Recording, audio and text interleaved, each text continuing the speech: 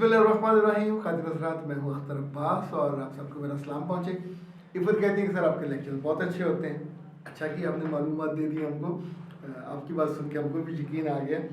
और इसी तौर पे वाई आई एम हेयर कहती है कि सर घर में जिनके पास लाखों रुपए होते हैं वो अपना घर बना लेते हैं। ये जो कहते हैं कि हम बना देंगे वो नहीं बनाते, बेटा ऐसा बिल्कुल नहीं है। आपके अब्बा जी ने भी काफ़ी उम्र गुजरना के बाद घर बनाया होगा।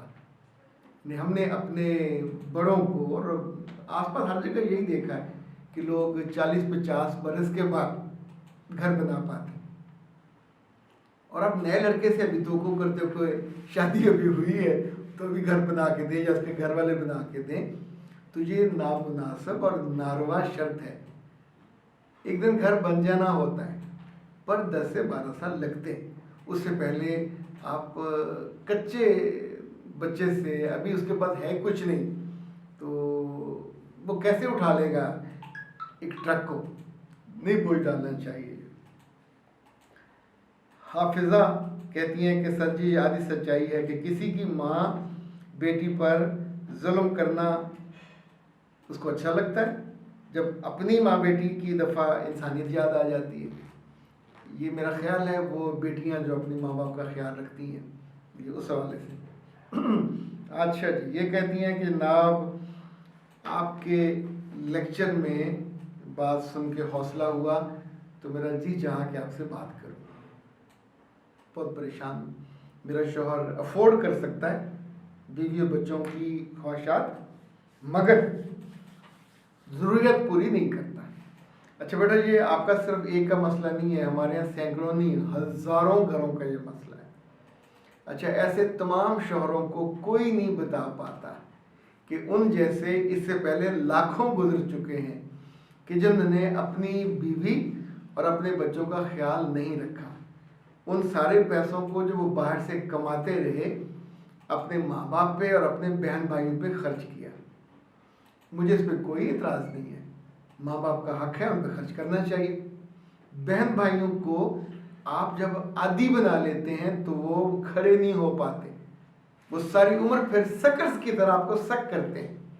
और ये जो सकिंग उनकी, ये आपकी बीवी और बच्चों का हक वो सक कर जाते हैं। और जब ये बूढ़े होके वापस आते हैं तो इन्हें अपने बहन भाइयों से कख नहीं मिलता, ना इज्जत, ना मोहब्बत, ना एहतराम, ना इकराम, ना कोई दौलत, ना घर, ना दुकान, कुछ नहीं।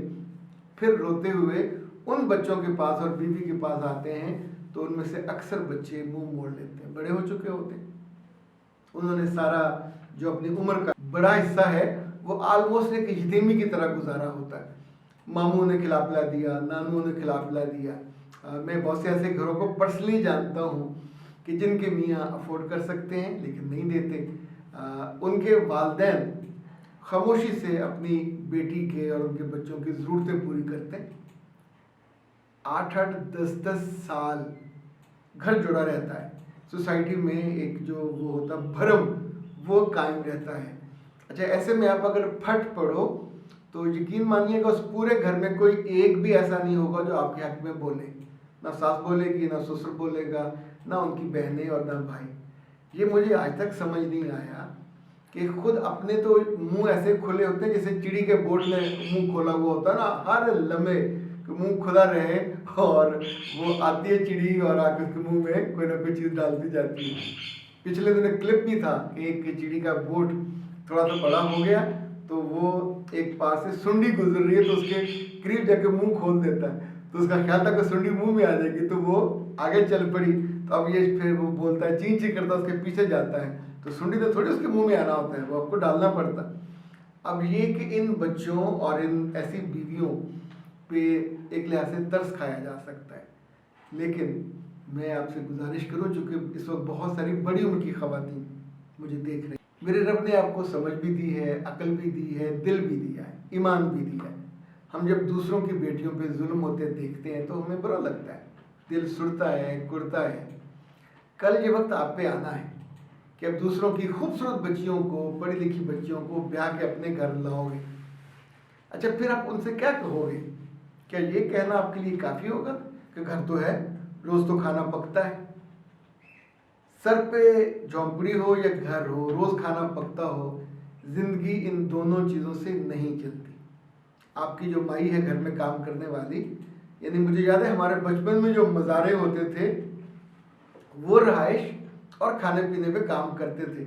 अब कभी आपको कोई मुजाहरा, कोई ऐसा बंदा देख ले, इवन घर में जो काम करने वाली औरतें हैं या बच्चियां होती हैं, अब लाइक हमने पूरा उनके लिए सर्वेंट क्वार्टर बनाया। उस सर्वेंट क्वार्टर की जो सीढ़ियाँ लगी वो 2 लाख की लगी। उसका घर, उसका किचन, उसका कमरा, उसका बाथरूम, और उसमें से सिर्फ एक दिन ही रहना, उसके 2 बच्चे हैं, उसका एक मियाँ है, उनका टोटल खाना जाता है और आखिर में उनको तनख्वाह भी जाती है। अभी पिछले दिनों उसके पीछे उसके लवाहिकीन आ गए, जहाँ वो उसके ससुर ने किसी के पैसे लिए थे तो उनको फिर एडवांस पैसे भी दिए ताकि उनके पीछे ससुराल का मसला भी हल हो। किस लिए? वो खातून जो हमारी आसानी के लिए या आसूदगी के लिए काम करती है, तो आप उसे रहाइश भी देते हो, खाना भी देते हो। उसके बच्चों के लिए कल हम गए ग्रॉसरी लेनी थी तो मेरी वाइफ ने ढेर सारे बिस्किट के पैकेट उनके बच्चों के लिए दिए कि उनको, ऐसे हम फल लेते हैं तो उनके लिए अलग लेते हैं कि उनको देना है। अब सोचिए कि ये तो आपके ख़ानदान का हिस्सा नहीं है, सिर्फ सर्व करते हैं।